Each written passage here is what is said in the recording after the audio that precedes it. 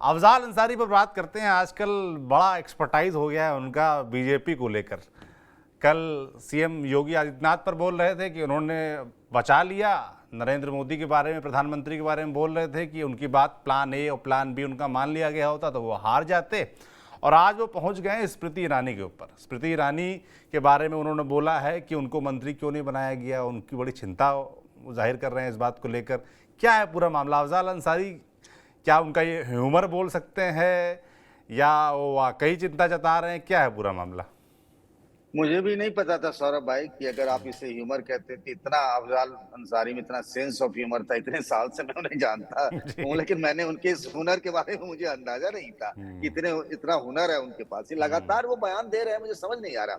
वो जानते हैं ना, टीवी चैनलों में जो डिबेट होता है उसमें एक राजनीतिक विश्लेषक टाइप के होते हैं। जी। कई हमारे वरिष्ठ साथी भी राजनीतिक विश्लेषक हो चुके हैं। जो कुछ लोग पार्टी में जमे नहीं तो वो भी राजनीतिक विश्लेषक हो गए। मुझे जी। लगता है अफजाल अंसारी आजकल वो समाजवादी पार्टी के सांसद के तौर पर नहीं, राजनीतिक विश्लेषक के रोल में ज्यादा नजर आते हैं। जी। या पता नहीं क्या उनके दिमाग में चल रहा है कि बीजेपी में कुछ आग लगाई जाए, नारद की भूमिका का रोल करना चाहते हैं। पता नहीं, खुलकर वो बता नहीं पा रहे हैं, वो जलेबी जैसी बातों को घुमा रहे हैं। अब आपने देखा, उनकी पहली कोशिश ये थी कि योगी वर्सेस मोदी हो जाए। उन्होंने योगी जी को बताया कि उनका जादू चल रहा है। उन्होंने तो ये तक कह दिया कि योगी जी नहीं, मोदी जी की जान बचा ली बनारस में, ये तक उन्होंने कह दिया। जी। अब जो नया मामला आया है वो भी बड़ा दिलचस्प है। वो दुखी है, उनको दुख अपना नहीं है भाई, उनको स्मृति ईरानी का दुख है जो उनके साथ हुआ।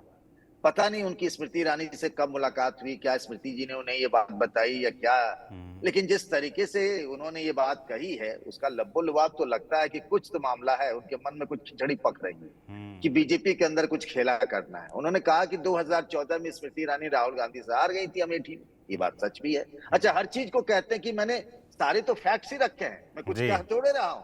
और वो कहते हैं कि मैं फैक्ट्स रखा हूं। जैसे अब ये बात देख लीजिए स्मृति ईरानी की। 2014 में स्मृति ईरानी हारी, फिर भी मंत्री बनी मोदी सरकार में। 2019 में वो जीत गई राहुल गांधी से, फिर वो मंत्री बनी है। अब वो कह रहे हैं कि 2024 में स्मृति ईरानी हार गई लेकिन उन्हें मंत्री नहीं बनाया गया, इस बात का उन्हें दुख है। अब देखिए, इसमें आप उनसे अगर कहेंगे कि भैया आप आग लगाने का काम करो, आग में घी डालने की कोशिश कर रहे हैं अफजाल भाई, बोलेंगे मैंने ऐसा क्या किया?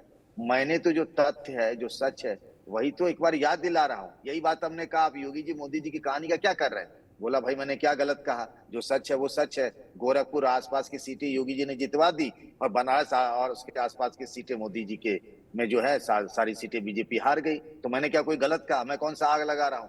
तो बड़ा अजब सा रोल में आजकल अफजाल भाई चल रहे हैं। अब इंतजार करिए कि कल कौन सा पटाखा लेकर के आते हैं, फिर किसको लेकर के उन्हें दुख हो जाता है, किसको टारगेट पे लेते हैं और किसको सही मायने में वो टारगेट पर रखे हुए हैं, समझना मुश्किल। हालांकि उनकी भी जान फंसी हुई है।